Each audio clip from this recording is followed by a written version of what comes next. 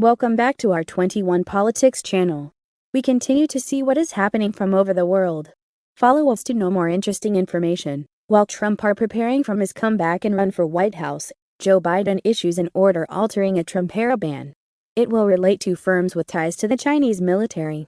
Biden's order will update guidelines to allow bans on investments in entities that have ties to Chinese defense or surveillance technology sectors. Let's learn more detail about that. President Biden will issue an executive order later this week, altering a Trump-era ban on U.S. firms making investments in companies with ties to the Chinese military, according to a report. Wednesday, under Biden's directive, the Treasury Department will be tasked with compiling a list of companies at risk of penalties for ties to China's defense and surveillance technology sectors, Bloomberg reported, citing sources familiar with the matter. The order will mark a change from Trump's policy, which tasked the Defense Department with tracking potential violations. Additionally, Biden's order will update guidelines to allow bans on investments in entities that have ties to Chinese defense or surveillance technology sectors. Trump's version focused on companies affiliated with the Chinese military. Representatives for the White House and the Treasury Department did not immediately respond to requests for comment. The decision to shift responsibility from the Defense Department to the Treasury is meant to ensure the penalty is held up to legal scrutiny, according to the report. The White House is also expected to clarify whether subsidiaries of targeted companies are subject to the same penalties. The order will be unveiled amid calls for the Biden administration to crack down on firms with ties to the Chinese military. Earlier this week, a bipartisan group of senators, including Senator Tom Cotton, R.R.C., and Senator Mark Kelly, D.R.S., called on the Defense Department to release its report detailing Chinese military firms operating in the U.S. The report was due for release last month. The U.S. government must continue to act boldly in blocking the Chinese Communist Party's economic predation against our industrial base, the senator said in a letter to Defense Secretary Lloyd Austin. We must not allow China to erode America's military primacy.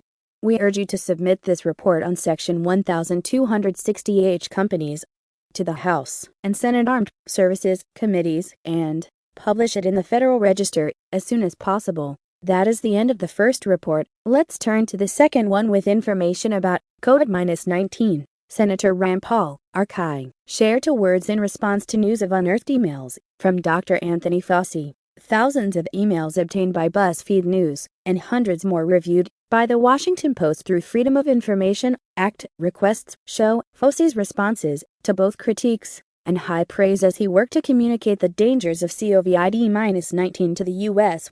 As director of the National Institute of Allergy and Infectious Diseases, told you, Paul wrote in a Tuesday tweet with the hashtag #FireFauci. He added in another tweet, can't wait to see the media try to spin the Fauci-Foya emails. Paul has repeatedly criticized Fauci on social media and in interviews for his comments on herd immunity, wearing masks even after getting the COVID-19 vaccine, and his dismissal of a theory suggesting COVID-19 may have originated from the Wuhan Institute of Virology in China that has gained more credibility among members of the media in recent weeks, despite early snubbing of the idea. Paul has also condemned Fauci's claim made during a May 25 congressional hearing that a $600,000 federal grant from NIAID did not directly fund the lab's gain-of-function research, which is research that involves modifying a virus to make it more infectious among humans. The grant went to a group called EcoHealth Alliance, which then paid the Wuhan Institute of Virology to study the risk that bat coronaviruses could infect humans. Francis Collins, the director of NIH, said earlier in the hearing that the taxpayer-funded grant to EcoHealth and the Wuhan Institute of Virology was not approved to conduct gain-of-function research. Some Republicans, including Paul, maintain that NIAID money under Fauci's purview did, in fact, go to the Wuhan Institute of Virology to conduct gain-of-function research, which raises ethical, safety, and security concerns, according to some politicians and scientists. Fauci acknowledged that a gain-of-function supervirus could escape a lab and cause a pandemic, but that it is worth the risk. His knowledge should disqualify him from government service, Paul wrote in a May 28 tweet, responding to Fauci's comments during the House Appropriations Committee subcommittee hearing. Collins dismissed the so-called lab leak theory as a conspiracy in an April email to Fauci obtained by BuzzFeed. In an April 17 email obtained by the outlet, Fauci said coronavirus mutations that led to COVID-19 are totally consistent with a jump of a species from an animal to a human rather than a lab leak. Peter Daszak, president of EcoHealth, personally thanked Fauci for supporting evidence that COVID-19 came from an animal rather than the Wuhan lab in an April 18, 2020, emails obtained by BuzzFeed show. I just wanted to say a personal thank you on behalf of our staff and collaborators for publicly standing up and stating that the scientific evidence supports a natural origin for COVID-19 from about to human spillover,